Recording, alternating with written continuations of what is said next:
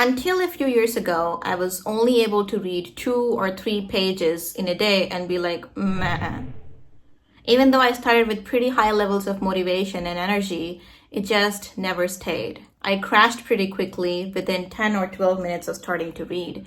Even though I felt a passion for reading, I wanted to be a reader. I wanted to read a lot, but there was something that I was doing so wrong that I just couldn't do it despite trying very hard. So in this video, I'm not going to talk about the benefits of reading because you know what, there's too many to list, and if done right, it can fix your whole life. But today, I'm able to read 2 or 3 books in a week, in a good week, and on a normal week, at least 1 book. So going back to the time when I started reading, the first book that I picked was in 6th grade, I guess. And it was The Alchemist. I've talked about it quite a few times. And then I reread it in 8th grade. But then there was a huge gap in my reading routine. I just kept reading for a few years entirely to focus on my academics. Later, I realized I needed to return to reading, and it was not going to be so easy. So no matter how hard I tried, I just couldn't read. I wanted to cut down my screen time, replace it with some reading, learn about the world, learn about what's happening around me, read some self-helps, read some novels. I was very interested in learning the story of this book called The Kite Runner, which I later read. But the mistake that I was making was actually not related to the style in which I read or the environment in which I was born, but the time that I chose for reading. So in this video, I'm going to discuss what we might call the 1-27 rule. What is it exactly? Let's first discuss the mistake that I made. The wild mistake that I made with reading was that I tried to read at a time that was preoccupied with an activity that released a bunch of dopamine in my mind. Can you guess what it was? Using my phone. So in school, when I returned at around 2 p.m., I instantly grabbed my phone and used it for the next 2-3 hours continuously without even blinking once. After some time, I realized I really needed to reduce my screen time and increase my story time. So I decided that from now on, when I return from school, I'm actually going to pick my book instead of the phone. I couldn't even stay consistent with this change for a good week because it was so hard. After some time, my brother brought a book from his library, the same book that's on everyone's mind still because of how famous it got after its release. It was the latest release back in the year 2018 or 2019, I guess, Atomic Habits. He brought this book and he gave it to me later one evening. And I started reading that book at that time. And trust me when I say this, I finished almost half of the book the same night. I slept like 3 hours late at around 1 a.m. And then I realized it was not about me. It was about my choice of time. I was always a reader. We're all readers of some kind or another. And so I was able to discover it by finding a book of my choice and also reading it at a time when I was usually free. So late in the evenings, I was usually free. I didn't have a set routine for that time. So when I grabbed the book that evening, I realized that I had plenty of free time on hand and I also had the interest. I read that book, and ever since, I haven't looked back. I kept reading and reading and reading. Very quickly, I realized that it was my choice of time. And this is the number one mistake that most people make, and hence they're never able to read even though they want to read books.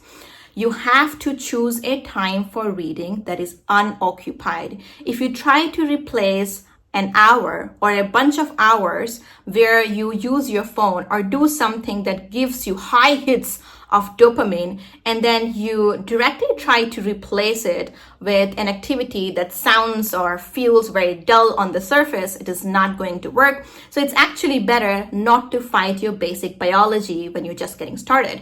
Instead, create a space in your routine that is brand new for reading and reading only. And evening time was that time for me. I started reading books in the evening. Like I've mentioned in my other videos, I also like to do a lot of listening around bedtime. But I was so happy that I was getting some listening in that I stayed consistent with that practice for quite some time.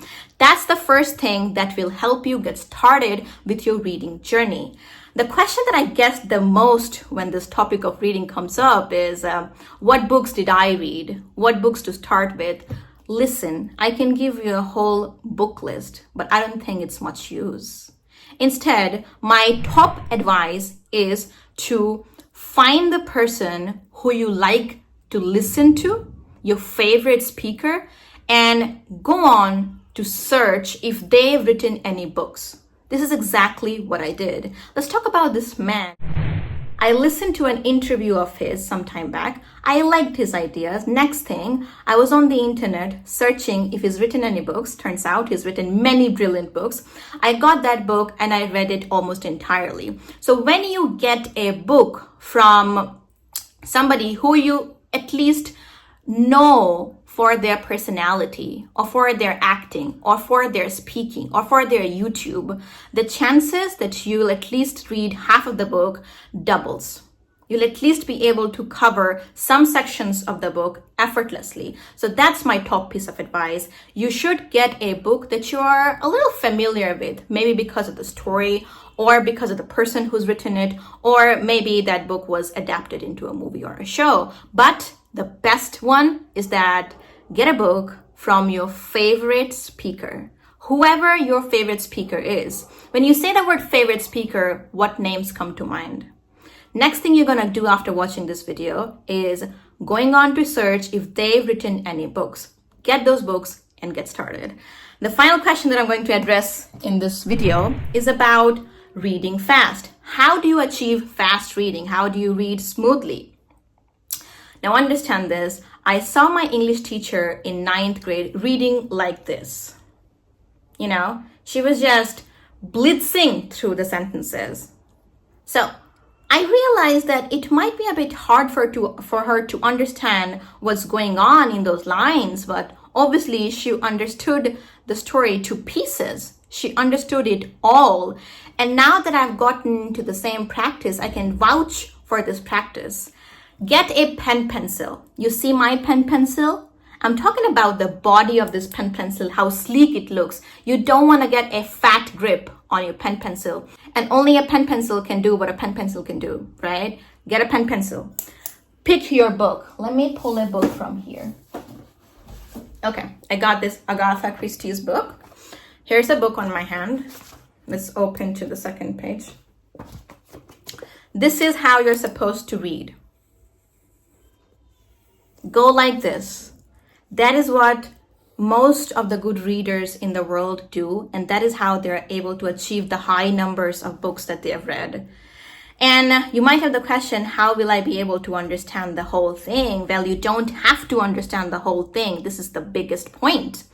You have to go through it, underline, don't make your book dirty, underline each sentence that you're reading and just try to grasp the gist, the central idea in these lines. Now, pointing to each word is also okay, but let me tell you, that is slightly more time consuming and a bit frustrating at times.